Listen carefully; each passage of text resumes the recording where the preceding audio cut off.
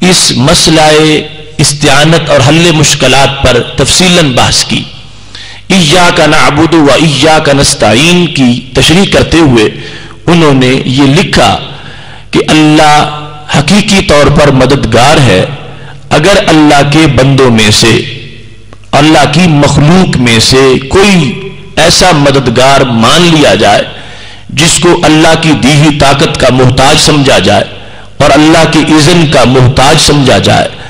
اس سے مدد مانگنا اور اس کا مدد کرنا، یہ دونوں باتیں ہی ایاک نعبد و ایاک نستعین کے منافی نہیں. یہاں اس مدد کی نفی کی جا رہی ہے جو اللہ کے سوا کسی کو معبود بنا کے مدد مانگی جائے، یا کسی کو اللہ کے سوا مستقل بذات سمجھ کے کہ وہ اللہ کی قدرت کا اور طاقت کا بھی محتاج نہیں ہے اور اذن کا بھی محتاج نہیں ہے. ایسی مدد کی نفی کی جا رہی ہے کہ توحید پرست اپنے عقیدے کا اظہار کر رہا ہے ایاک نعبد و ایاک نستعین، کہ میں تیری ہی عبادت کرتا ہوں اور تجھ ہی سے حقیقی مدد چاہتا ہوں. عبادت میں دو قسمیں نہیں،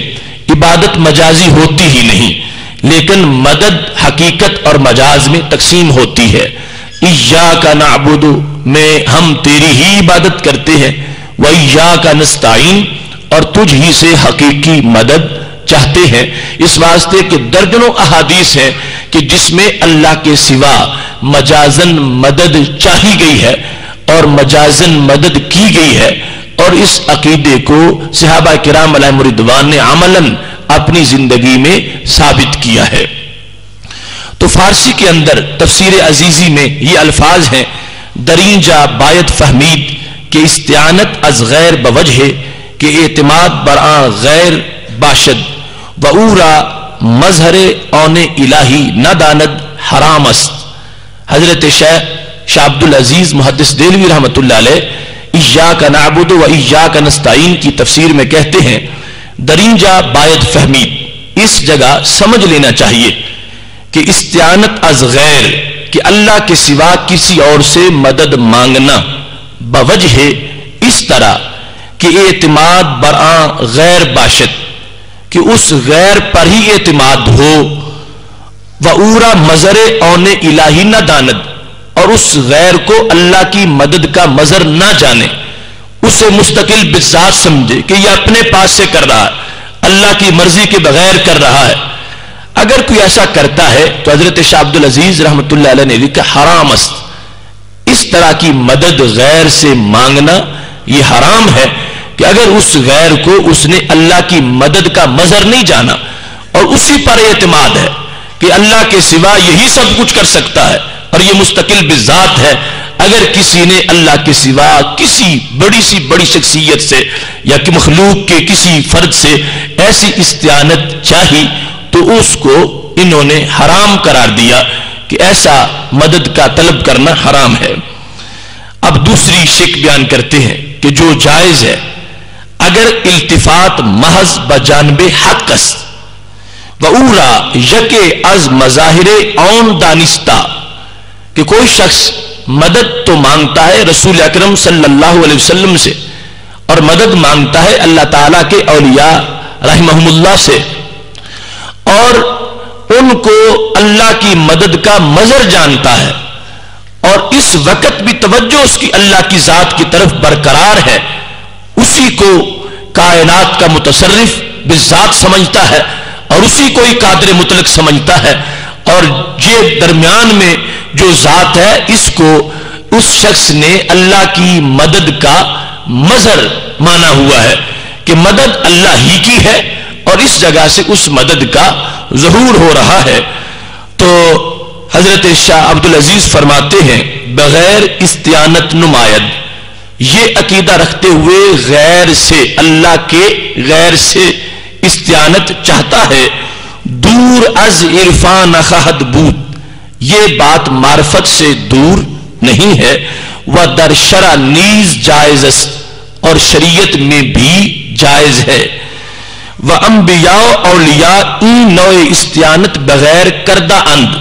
اور اللہ تعالیٰ کے انبیاء کرام علیہم السلام اور اللہ تعالیٰ کے اولیاء علیہم الرحمہ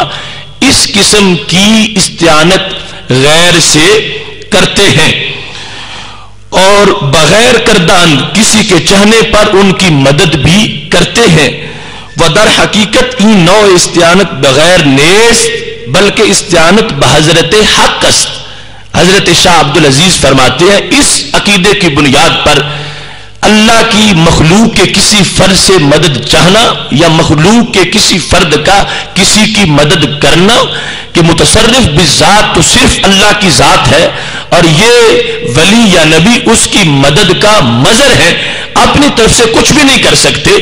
ایسے عقیدے سے ان سے مدد چاہنا، یہ کہتے ہیں حقیقت میں یہ اللہ ہی کی مدد ہے، اس کو غیر کی مدد شمار نہیں کرنا چاہیے. یہی وجہ ہے کہ قرآن مجید کے 19ویں پارے میں جہاں حضرت سلیمان علیہ السلام نے بڑی دور سے جو 2 مہینے کی مسافت تھی تخت منگوایا اور آیا آنکھ جھپکنے سے پہلے، تو جب پہنچا تو انہوں نے کہا ھذا من فضل ربی، یہ طاقت اصل میں اللہ ہی کی ہے کہ اگرچہ لانے والا تو میرا ایک غلام ہے، مصاحب ہے، لیکن طاقت اللہ ہی کی ہے. اور ایسے ہی بدر کے میدان میں مدد فرشتے کر رہے تھے، لیکن اللہ نے فرمایا ومن نصر الا من عند اللہ، اگرچہ تلواریں انہوں نے چلائی اور میرے صحابہ کے ساتھ، میرے نبی علیہ السلام کے صحابہ کے ساتھ کھڑے یہ ہوئے اور یہ مدد کرتے رہے، لیکن چونکہ یہ میری مدد کا مظہر تھے تو ان کی مدد کو غیر خدا کی مدد نہ کہو. ومن نصر الا من عند اللہ، یہ مدد اللہ ہی کی ہے. تو اس بنیاد پر حضرت شاہ عبدالعزیز محدث دہلوی رحمۃ اللہ علیہ نے ایاک نستعین کے اندر اس بات کو واضح لکھ دیا کہ غیر کی طرف انسان جب اللہ کے کسی ولی یا نبی سے مدد چاہتا ہے یہ عقیدہ رکھتے ہوئے کہ اصل میں مددگار اللہ ہی ہے اور یہ اپنی طرف سے مجھے کچھ بھی نہیں دے سکتے اور پتہ بھی نہیں ہلا سکتے، لیکن اللہ کی دی ہوئی مدد کا مظہر جب بنتے ہیں تو یہ اللہ کے اذن سے سب کچھ کر لیتے ہیں. اس بنیاد پر ان سے مدد مانگنا اور ان کا مدد کرنا یہ دونوں شریعت مطہرہ کے عین مطابق ہے اور اس میں کسی طرح کی کوئی خرابی یا عقیدے میں خلل واقع نہیں ہوتا. یہ بنیادی تمہید تھی. اب اس کو ہم نے دیکھنا ہے کہ صحابہ کرام علیہم رضوان نے حل مشکلات کے لحاظ سے کس طرح رسول اکرم صلی اللہ علیہ وسلم کے سیکھے ہوئے دین پر عمل کیا اور اپنی مختلف حاجات کے وقت اپنے آپ کو کیسے بالواسطہ اللہ کے دربار کی طرف متوجہ کیا. بخاری شریف میں رسول اکرم صلی اللہ علیہ وسلم کے صحابہ کا طرز عمل موجود ہے. جلد نمبر 2 صفحہ نمبر 844 پر یہ حدیث شریف ہے. حضرت عطا بن ابی رباح جو حضرت عبداللہ بن عباس رضی اللہ تعالی عنہ کے شاگرد ہیں، وہ کہتے ہیں کہ مجھے حضرت عبداللہ بن عباس رضی اللہ تعالی عنہ نے یہ فرمایا الا اریکا امرأۃ من اہل الجنہ، کیا میں تجھے جنتی عورت نہ دکھاؤں؟ مطلب یہ تھا کہ جنتی عورت سے مطلع نہ کروں؟ تو کہتے ہیں قلت بلا، میں نے کہا کیوں نہیں، اگر حقیقی طور پر یعنی طے شدہ جنتی خاتون کا پتہ چلے تو علم میں اضافہ ہوگا اور یہ کتنی بڑی سعادت ہے اس کی کہ باقی لوگوں کی جنتوں کے فیصلے بعد میں ہوں گے اور یہ فیصلہ تمہیں بھی معلوم ہے. تو حضرت عبداللہ بن عباس رضی اللہ تعالی عنہ نے کہا میں بتاتا ہوں، ھذہ المرأۃ السوداء، یہ سیاہ رنگ کی خاتون یہ یقیناً جنتی خاتون ہے. پوچھا گیا دلیل کیا ہے؟ جنت چھپی ہوئی ہے، اس کے فیصلے پوشیدہ ہے، ابھی حشر بپا ہوگا، پھر نامہ اعمال کھلیں گے، دفتر اعمال کے سامنے ہوں گے، پھر اللہ کے دربار میں فیصلے ہوں گے. تو آپ کس بنیاد پر کہہ رہے ہیں کہ یہ یقیناً جنتی خاتون ہے؟